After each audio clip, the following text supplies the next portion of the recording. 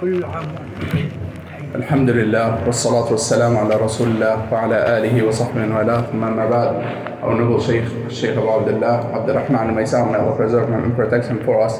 He reminded us of an important matter. Allah started by mentioning and saying that here's your month. This is the month of Ramadan. It is passing away quickly. Here we are coming towards the end of the month of Ramadan, towards the last 10 nights, the last 10 days and 10 nights of the month of Ramadan. However, the last 10 nights of the month of Ramadan are the best nights of this month. And Allah subhanahu wa ta'ala creates whatsoever He wills, and He chooses whatsoever He wills subhanahu wa ta'ala. And He chose those 10 nights to be the most excellent and the most virtuous of all of the nights of the month of Ramadan. In them is a night which whomsoever is deprived from its goodness, then this is the true deprivation, and he is deprived of all good. And it is the night of Al-Qadr, the name of which comes from the meaning of the virtue, of the high virtue and high status, and likewise of the decree, because Allah subhanahu wa ta'ala chose this night to be the most virtuous and to be the most excellent of nights, and also that it is the night in which Allah subhanahu wa ta'ala decrees the matters that will happen during that year for the next year. And so this without a doubt is an excellent night, the worship of which it equals or is greater than 1,000 nights, as Allah subhanahu wa ta'ala mentioned. And so we should be diligent than 1,000 months, not nights. It is more virtuous and better than the worship of 1,000 months. And this is from the virtue that Allah subhanahu wa ta'ala has given it. And so we should be diligent. We should hasten and race in doing the righteous good deeds, as Allah subhanahu wa ta'ala said in the meaning of the ayah. And so hasten into doing righteous good deeds. Wherever you are, we will bring all of you. And so Allah subhanahu wa ta'ala commanded us to hasten and rush into doing righteous good deeds, into seeking nearness to Allah subhanahu wa ta'ala. As long as your soul is in your body, you are able to continue to seek nearness to Allah subhanahu wa ta'ala, and to continue to worship Allah subhanahu wa ta'ala, and to be upon worship of Allah subhanahu wa ta'ala. Al-Hasan al-Basri rahimahullah, he passed, and he was with some of his companions, and he passed by a graveyard. And he said to the people who are with him, he said, you are able to continue and to work and do righteous good deeds. For as for them, meaning those who are deceased, then they are not able to do any actions. And so as long as your soul is in your body, you will be able to increase in righteous good deeds. And you should make use of your time and your health. Make use of them by seeking nearness to Allah subhanahu wa ta'ala. And even if you have fallen short, then the doors of the forgiveness of Allah subhanahu wa ta'ala and the mercy of Allah subhanahu wa ta'ala are open. Make use of what is remaining of your time. As some of the Salaf, Al-Fudayl ibn Iyad rahimahullah, one time he was advising an old man, and he said to him, he asked him, how old are you? And he informed him that he was 60 years old. And he said, you are walking towards Allah subhanahu wa ta'ala, and you are near to the end. You are near and close to the end of this path. And he said, La inna lillahi wa inna ilayhi raji'un. To Allah we belong, and to Him we shall return. He said, do you know the meaning of those words? He said, yes. It means I am a slave of Allah, and that I will return to Allah. He said, if you know that you are a slave and a servant of Allah, and that you will return to Allah subhanahu wa ta'ala, then you must know that you will be asked and questioned, and you should prepare an answer for the questioning, and you should prepare a reality for your answer of righteous good deeds. He said, what do I do?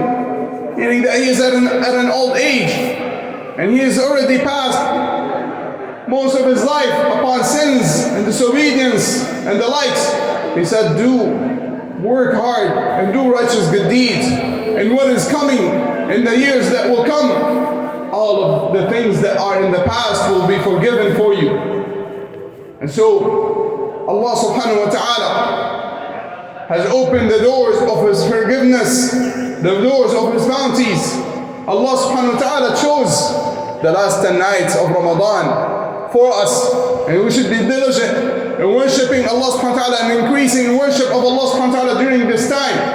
And there is no doubt that those are the end of the month, and the actions, the best of the times are at the end of them, such as the best of the day of Jumu'ah is the last hour of the day of Jumu'ah, and the best part of the night is the last part of the night. The best part of the day of Arafah is the last hour of the day of Arafah, and likewise the best nights of Ramadan are the last 10 nights of Ramadan.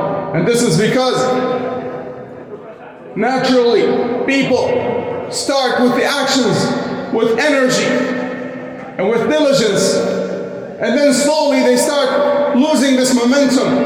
However, Allah subhanahu wa ta'ala legislated for us and made excellence in the last part of the actions, so that we gain more momentum and we work harder towards the end of those times of excellence and those times of virtue.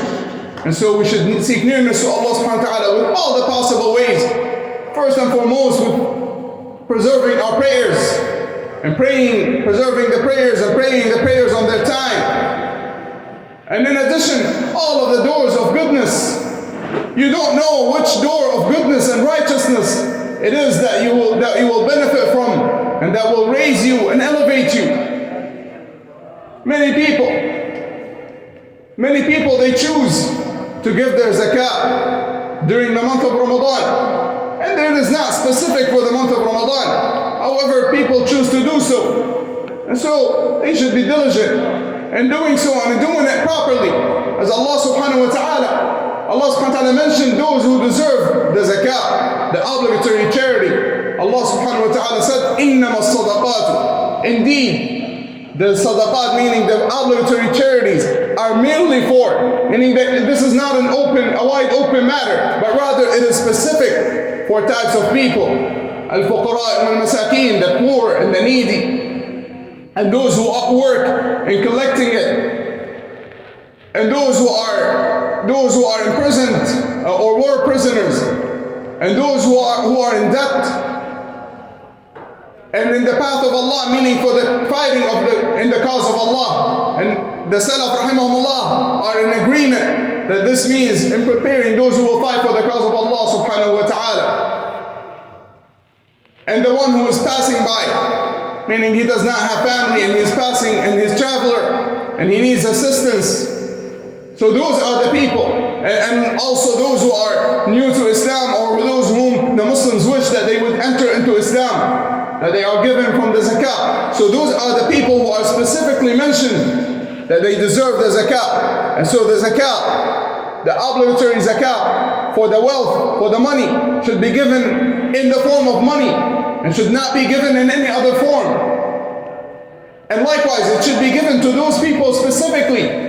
And it should not be given to build mosques, masajid, or to build schools, or to build hospitals, or to pave the roads, or to dig wells, or anything other than that. This is all impermissible, because Allah subhanahu wa ta'ala mentioned the types of people who deserve the zakat, and giving it in any form other than what is legislated is impermissible and is incorrect and is not accepted as the obligatory zakat. Because the Messenger sallallahu alaihi wasallam, he said, whomsoever does an action that this matter of ours is not upon, meaning this religion of ours and the actions of ours are not upon, then it is rejected from him. And likewise, Allah subhanahu wa ta'ala legislated for us sadaqat al-fitr. Sadaqat al-fitr, which is given specifically in the form of food.